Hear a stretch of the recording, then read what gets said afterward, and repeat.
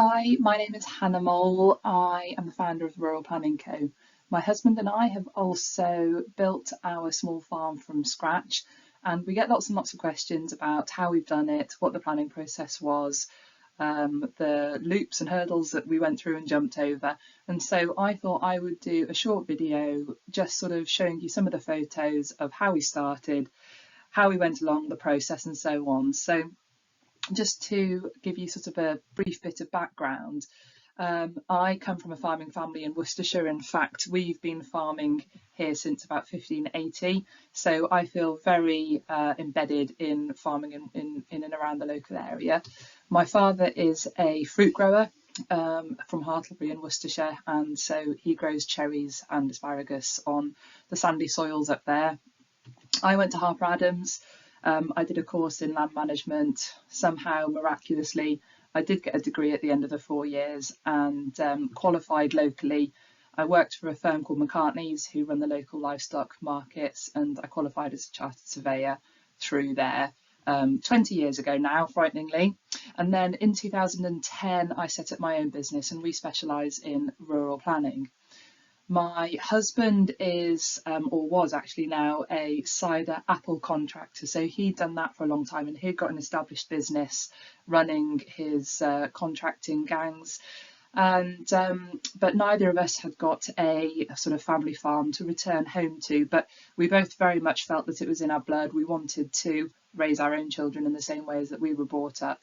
So we set about thinking how we could start a farm from scratch. And so this is the story of what we've done. So we initially started looking back in sort of 2012, 13. And 10 years ago, we spotted in 2013 what was probably, to be fair, a very rough patch of land. But it was in a good location for us near Martley, which was halfway between where I was working and he was working at the time. Martley's only just about, or where the site is, just about 10 or 15 minutes outside of Worcester. It was in a really good location. It was 41 acres, but it was on the market for 400,000, which at the time was obviously 10 grand an acre. It was an awful lot of money. But we looked at it and we thought, well, we might as well make an offer. And we offered 300,000 for it, and the offer was accepted. So at the time, that's sort of 7,300 an acre or thereabouts, which at the time was relatively expensive, although probably now 10 years on, it's not. The land comprised of 3 field parcels. It had got some of these old fruit trees on it, and the only thing that was on the land was this bit of a sort of scrappy access entrance, a dirt track up through the site, and then you can't see it from that photo, but there was a tiny little shed at sort of in the centre of the sort of parcels of ground. There's no electric, no water. I have to say it didn't look very inspiring, but nice location, and we thought that we could sort of see some potential. It was quite flat to do buildings and that sort of thing. So we'd saved up a deposit, and so we put down £50,000 deposit to buy the 300,000 land, and so we borrowed the rest from the bank. As it turned out so this is 2013. As it turned out in the same year, Rob and I also got married, which we paid for, and also we built our offices, so our business offices. So in 2013, by the time we paid for all of those things, we were just totally wiped out of money. We couldn't do any more, and so we just had to sort of sit pretty for a few years. And we weren't in a position to start to spend any money on it at that point. But we got sort of 3 years down the line and decided that we perhaps could move it along. So 2016, the first thing that I did was I applied for permission for a general purpose sort of hay shed. I call it a hay shed because obviously the justification was there. We'd got the grassland, which obviously we could show that we needed storage for hay and machinery. And that was sort of once we'd got that general permitted development shed up, that was kind of the catalyst for being able to go away and get more buildings. So shortly after that, I then applied for 2 livestock sheds. I think probably had I applied for the livestock building straight away, that might have been trickier, but the fact that we got 1 shed there using our permitted development rights yeah, that was kind of the catalyst really for then moving on and getting more and additional sheds up there. We repaired the drive, and we've improved that considerably over the time. We had to obviously put electric in, water in. It's, you know, that we've had to spend, and I think probably this is one of the takeaways really, is that the things that you don't expect to have to spend money on, you know, we spent huge amounts on electric, water, stone, drives, everything else. That all costs a lot of money. I think one of the other takeaways that I would say for anybody, if you're in the same boat and looking to do something similar, the route that we went down with the planning, which is get that first hay or straw shed up, or even just get permission for it before you apply for livestock buildings. That's normally quite a good strategy as well. So that's a little sort of takeaway for you perhaps. So then we started building our sheds, and as you can see, it's all a process. Rob, we were lucky in that Rob had got some kit, and he had also was able to spend a bit of time doing some of that groundworks for us. So he he put in the stone, the bases, the drainage, and all that kind of stuff. So in terms of working out where to put it, it was a strange one really, because we actually felt under a little bit of pressure, because obviously it was a completely greenfield site, and we were like, well, what happens if we get it wrong? You know, we've got all this room to choose from. What happens if we go for the wrong place? But I think at some point we did think about it quite a lot. We thought about the orientation. For example, we built most of our sheds north-south facing, so as that at some point we can put solar panels on them. We looked at where on the site would be minimal impact to our neighbours, what would sort of work from a getting around to the building's point of view. So we, in the end, you just got to plump for somewhere, but obviously think about the alternative locations, but then at some point you've just got to go for it. So we built the general purpose shed and the first calf shed at the same time, and that was our sort of first calf shed a little bit further along and concreted.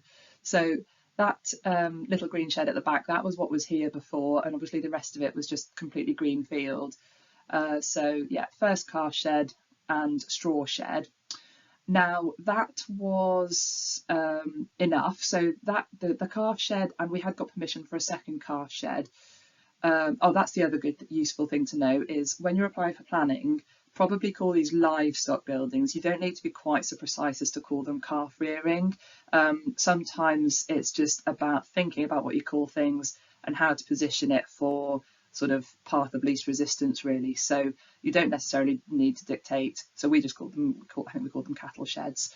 So so we had got permission for 2 of these cattle sheds, and we knew we worked out ahead of time how many calves we would need to do per year in order for us to meet the tests to live on site. And then we worked backwards as to how many we can have on site, how long they will be with us, and then we worked out what the sort of square meterage of each shed needed to be. So that was how we arrived at the size of the buildings. So these 2 calf sheds now could accommodate up to 600 calves per year, and I knew that that would be enough to get us permission for a temporary agricultural workers dwelling. And so in about this same sort of time, so in about 2016-17, we applied for the temporary workers, and which we then got on the basis of calf rearing. And so what the process for that is, that if you're starting a new enterprise or an enterprise that isn't yet profitable or established, you have to live in a caravan, so a temporary dwelling, for at least 3 years in order to be able to show that the proposed enterprise is profitable in the long term. Now, we were in the position where, well, frankly, I didn't want to live in a caravan if I could help it for 3 years. And I know that is really snobby, but we had 3 young children. And also I'd got this idea that in the long term, if we spent a little bit more money on a nicer log cabin, that we might be in the position where perhaps afterwards we could keep it for something like a holiday let and have a farm diversification as well. So we spent a bit more money at the outset, and as it turns out, I'm really happy that we did. We've been in here 5 years now, still in it today. and or it could even be 6 years. And so it's been warm, it's been cozy, it's been nice, it's been living in a small house, and it's been enjoyable to live in. And so I'm happy that we spent that money on a log cabin rather than a caravan. So the log cabin arrived as a shell. That's how we decided to do it. Was we didn't, you can buy them obviously all completely decked out, but we decided to buy it just as a shell and do the internals ourselves. So the log cabin arrived onto site December 17, and then we spent 6 months kind of fitting out the inside ourselves. We just felt that we could probably do it a little bit cheaper. Now, we bought the log cabin, if you're interested, we bought the log cabin for about, at the time, I think it was about 60,000 for the shell. And the log cabin is 20 metres long by 6 metres wide. So it's about 120 square metres altogether. So it's actually quite a big log cabin. It's 4 bedrooms. It's been perfectly spacious and perfectly nice for us for the time that we've lived here. So yeah, I think it cost us about 60 for the shell. I think we were quoted about 120 for it totally decked out. So I think we felt we could do it for cheaper than that, and we did. I think we decked it out for about another 25 or 30. So I think altogether it probably cost us about between 80 and 90,000 to get the log cabin on here. But as I said, it pretty much feels like, you know, that's fully centrally heated. We've got a log burner, carpets, you know, that's almost like living in a house really. So it's been really nice. So that's been for us quite a good investment. So so this is the log cabin arriving. Obviously we sort of spent some time getting it all ready, decking it all out, and then I think that we moved in about June 2018. So so 6 years ago now. So that was it finished. So we put it on a concrete slab, and as you can see, it was at the time plonked in the middle of a field. So nothing very pretty, but it was. We were happy because we were on site, we were here, and that was what we'd been aiming for. So our first lot of calves had come just a couple of months before we moved in. So the calves came in March 2018. And sod's law, as it is, the calves actually arrived 2 days before the Beast of the East hit, which was March 18. So that was a bit of a baptism of fire, and I think we'd got sort of 60 something calves here, and we had to go out and buy 60 calf jackets, and Rob put all of these bales up round. Our calf shed design, before we started putting sheds up, we spent probably 18 months, 2 years going and visiting other places and looking at shed design. And I would really advocate anybody doing that, because we wanted to, sort of the objectives of our buildings was we wanted something that would serve the purpose of the calves and do it properly, but also a building that we could reuse for a different business if ever we needed to go out of calf rearing for some reason.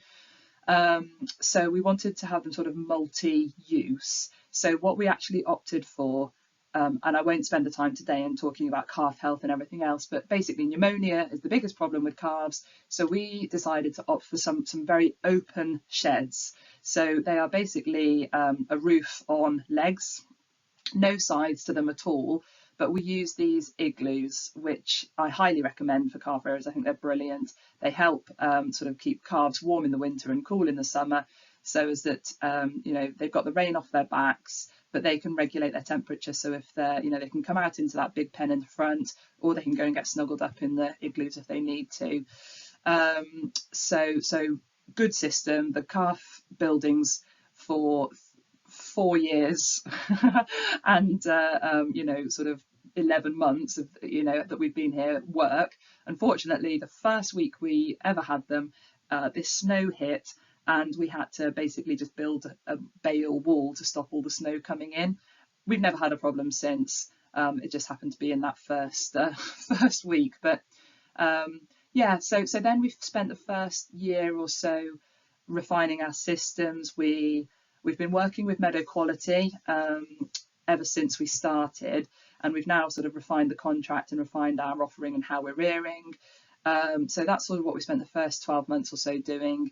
We've been really pleased with the calf environment and the sheds that we've built. We haven't changed that very much. We've subsequently built new ones and we've kept it more or less the same design. Yeah, so I would say the takeaway at this point is go and do your research, go and do your homework on styles, design, go and visit as many other farms as you can, get advice. People are generally happy to help. So go and just ask the question before you start spending the money. So as the years have gone on a little bit, obviously we've sort of, smartened things up here a little bit. We sort of tried to make the log cabin a bit smarter. We fenced it, we've given ourselves a garden, a parking area and so on. So we've made it a little bit more permanent and a little bit more usable. We have then since applied for another general purpose shed and 2 more calf sheds.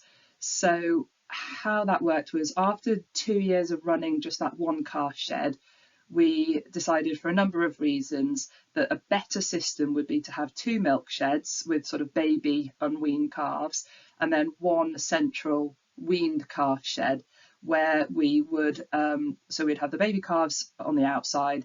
Once they're weaned and off milk, then we feed them into this wean shed. So this is our wean shed, and this can accommodate very comfortably. They're quite spacious, 126 calves, I think it is, at one time, whatever. So these are just a few pictures of our calves. So there was a little bit of planning change in the process. We just wanted to change some of the design and things, but that was all relatively straightforward. One of the other things that we did is we moved to a different contract with Meadow Quality. So now we just rear these British blue calves, which are superb, good quality calves. They want to live, they are thriving.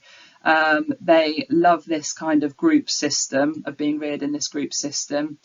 We became an AFU, which means these are generally off TB restricted farms, and that works for us just because our system relies on throughput really and keep being able to move the calves. Obviously, if we went down with TB and got shut up, that would be a problem for us. So that was the reason we went down the AFU. We're now in a position where we can accommodate we could accommodate about 1,200 calves a year. In practice, we're doing about 1,100 a year. And of course, on paper, that is enough for actually over 6 full-time workers. So we were then in the position where we could apply for a permanent house. So we'd been in our log cabin 3 years. We're now in the position where we can apply for the house. And that was actually reasonably straightforward at that point. In my career doing planning, I've done probably hundreds of ag workers dwellings for people. So I knew the tests that we had to meet. I'd got it very sort of clear in my mind what I needed to be able to show and justify. And this system that we put together was reasonably easy to do that. So we applied for the permanent house. It was during COVID. I don't quite remember the dates. And that went through reasonably straightforwardly for us. So just a few more pictures. This is the system. So they have an outdoor area and the igloos. And in one of our milk sheds, we have, so one of these pens can accommodate, we put 16 in. It could probably accommodate 20. We put 16 in. So that is 64 in a shed. And 128, I think it is, then in the wean shed. So we sort of multiplied it up and make the system work in terms of numbers going through. So this is currently what we look like. So you can see better here. So this was our original calf shed, the one sort of top right. And then we built another calf shed top left. And then the middle one is our wean shed. So these 2 milk sheds feed the wean shed. And then when they come out of the wean shed, they go off here to other farms. So we keep our calves for about 10 weeks. We take them in when they're about 65, 70 kilos-ish. They roughly put on about 1 kilo a day whilst they're with us. And then we sell them when they're about 140 kilos. So they're with us on farm for only about 10 weeks. Hence, we can, whilst we've only got 250 calves on site at once, they're only with us for 10 weeks. So we can get quite a high throughput in terms of total volume. And then we've got these 2 straw sheds. So one is kind of general purpose machinery, hay storage. And this one here is just full of straw. We use a lot of straw. And then obviously we've done a few other things, like we've put all this stone around. yard area. We sort of just continually tried to invest a little bit in that. We've put in a muck store at the back here because obviously we can't always get out to take the muck out, and we're mucking out very regularly. We muck out the pens after every set of calves, and cleanse and disinfect. So there's a lot of straw that we use. And we've done a water recycling system as well. And then over here, this is where we've got permission for our house. Our log cabin is over here. And then we've got permission for the house. So we've got the permission for the house slightly out the back, which is great, slightly out of the way of the actual buildings themselves. So, just for noise and hygiene and flies and things like that, it's better to be a little bit further away. So we applied for a sort of quite traditional, we've actually gone for part of the building being an oak frame. So we've got a 4-bedroom house, and then we sort of got a little bit of extra space on the side here, which is things like utility, office space, garage, a little bit of sort of like a connecting lean-to area. So we're currently building it. This photo is from a few weeks ago. We're a little bit further on than this now. So we're currently up to sort of damp proof and scaffolding, and the oak frame is coming next week, which is exciting. So so we're on our way, and we're anticipating sort of being in probably by spring of next year. And I suppose I just wanted to finish by saying this obviously is why we're doing it. So we've been here for 6 years. It's a slog. It's been a slog. It's been financially hard, but we have enjoyed it. We've enjoyed living here. It's been everything that we wanted it to be. And really, this is why we're doing it. We're doing it so my feral 4-year-old can have a dead mouse as a pet, and that she can go and help Daddy get the hay in. So for anybody that's thinking, should I go for it or not, I would say it's hard work. You've got to be determined. You've got to stick your head down. We do work hard, and it's been hard going, but it is absolutely 100% worth it. So if any of you are thinking, should I go for it, then do it. It is possible to do it. We've done it from scratch, from absolute scratch. It was, like I say, 40 acres of greenfield site, and we are more or less there now. It's through the businesses and the farming business that we've been able to do it. So go for it. If I can help anybody, if I can give anybody any advice, if anybody wants to chat anything through, and of course, if you need any planning help, you know where we are. But anyway, I thought you might find that interesting. But if anybody's got any comments or wants to ask anything, please feel free to get in touch. Thank you for listening.